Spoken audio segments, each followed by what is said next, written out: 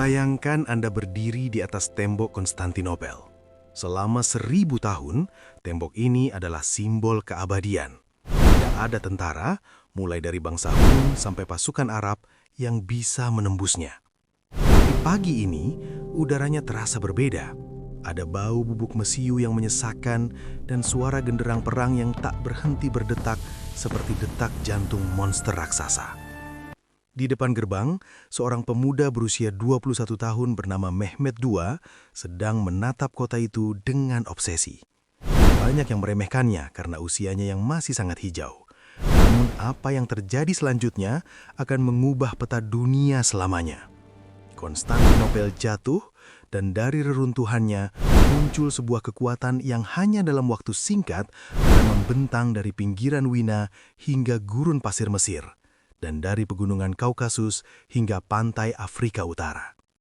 Pertanyaannya, bagaimana mungkin sebuah suku kecil dari perbatasan Anatolia bisa bertransformasi menjadi adidaya global yang menguasai 3 benua dengan kecepatan yang membuat kerajaan-kerajaan besar Eropa gemetar? Hari ini, kita akan membedah resep rahasia di balik kebangkitan kilat Kekaisaran Ottoman.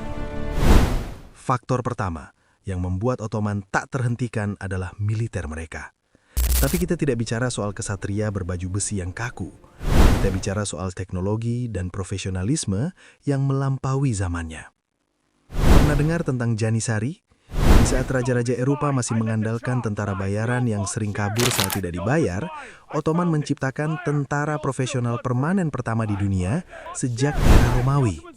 Mereka adalah unit elit yang tidak punya keluarga, tidak punya urusan politik, dan hanya setia pada satu orang, Sultan. Melalui sistem devshirme, anak-anak muda berbakat dari Balkan diambil, dididik secara intensif, dan dilatih menjadi mesin perang yang disiplin. Mereka bukan sekedar jago pedang, mereka adalah unit militer pertama yang menggunakan senjata api secara massal. Bayangkan, di saat pasukan Eropa masih menganggap senjata api itu tidak kesatria, Janissary sudah melakukan teknik volley fire, menembak secara bergantian dalam barisan yang rapi. Tapi bukan cuma orangnya, mainan mereka juga gila. Ingat pengepungan 1453.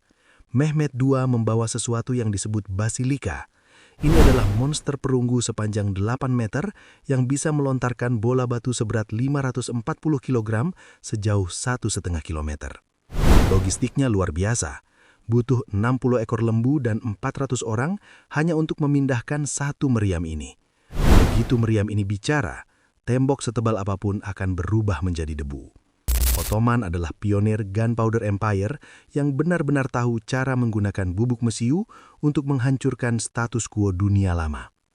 Tapi perang bukan cuma soal meriam, ini juga soal lokasi, dan lokasi.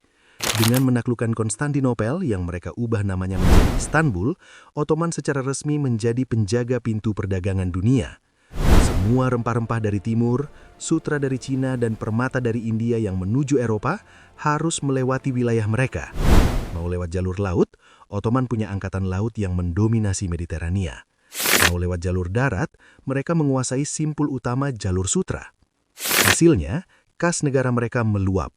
Kekayaan yang luar biasa ini memungkinkan para sultan untuk mendanai kampanye militer yang terus-menerus tanpa membuat rakyatnya bangkrut. Dan yang lebih cerdik lagi, mereka menggunakan posisi strategis ini sebagai alat diplomasi. Mereka bisa memilih siapa yang boleh kaya lewat perdagangan dan siapa yang harus dicekik ekonominya. Kekuatan ekonomi inilah yang memberi mereka napas panjang untuk berekspansi ke 3 benua sekaligus. Nah, ini pilar yang sering bikin orang kaget. Biasanya, kalau sebuah kerajaan menaklukkan wilayah baru, rakyatnya akan dipaksa pindah agama atau dibantai. Tapi Ottoman punya pendekatan yang berbeda, yang kita kenal dengan sistem millet. Ottoman sadar mereka menguasai wilayah yang sangat beragam. Daripada memicu pemberontakan setiap hari, mereka memberikan otonomi kepada komunitas non-Muslim. Orang Kristen Ortodoks, Yahudi, dan Armenia diizinkan mengelola hukum internal mereka sendiri, menjalankan ibadah dengan bebas, bahkan memilih pemimpin agama mereka sendiri. Asalkan mereka setia dan membayar pajak khusus yang disebut jizyah, Sultan menjamin keamanan nyawa dan harta mereka. Coba bayangkan posisi seorang petani di Balkan saat itu. Sebelumnya, di bawah penguasa lokal, mereka diperas habis-habisan dengan pajak feodal yang kacau. Tiba-tiba, Ottoman datang dengan administrasi yang sangat teratur, sistem hukum yang jelas, dan toleransi beragama yang bahkan belum ada di Eropa Barat saat itu.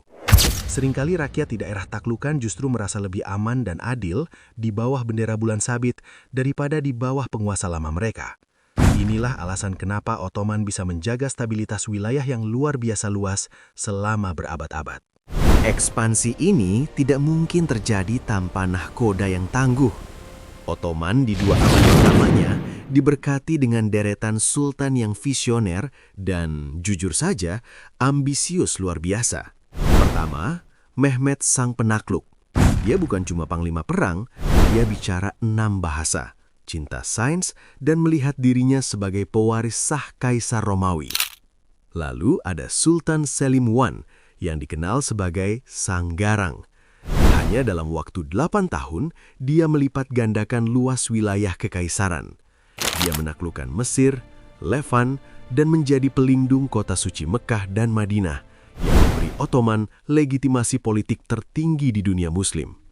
Dan puncaknya, Sulaiman the Magnificent. Di bawah pemerintahannya, Ottoman mencapai zenit atau titik tertingginya. Dia menyatukan ribuan hukum menjadi satu kode hukum yang konsisten dan membawa pasukannya hingga ke depan gerbang Wina.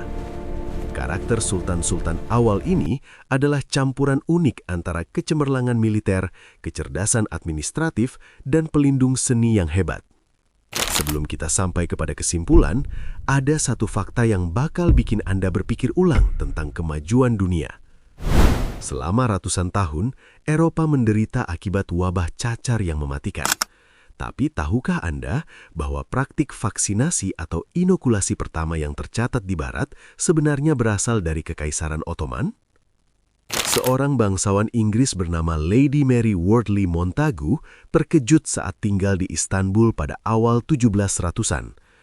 Dia melihat wanita-wanita lokal melakukan prosedur variolasi, mengoleskan sedikit cairan dari penderita cacar ringan ke luka kecil di lengan orang sehat untuk memberi kekebalan. Lady Mary membawa pengetahuan ini kembali ke London, yang kemudian menjadi dasar bagi pengembangan vaksinasi modern oleh Edward Jenner. Jadi, saat Ottoman berekspansi, mereka tidak hanya membawa pedang dan pajak, tapi juga membawa inovasi medis, sains, dan teknologi yang seringkali lebih maju daripada apa yang dimiliki dunia barat saat itu. Kekaisaran Ottoman memang telah runtuh lebih dari 100 tahun yang lalu, tapi jejak mereka masih ada di mana-mana, dalam bentuk makanan, arsitektur, hingga batas-batas negara modern di Balkan dan Timur Tengah. Kebangkitan cepat mereka di 3 benua bukanlah sebuah kebetulan sejarah.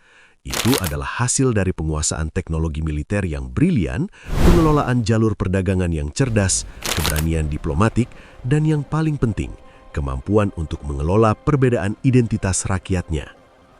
Bagaimana menurut kalian? Apakah menurut kalian toleransi beragama adalah faktor paling kunci, atau meriam basilika yang raksasa itu yang paling berjasa? Tulis pendapat kalian di kolom komentar di bawah.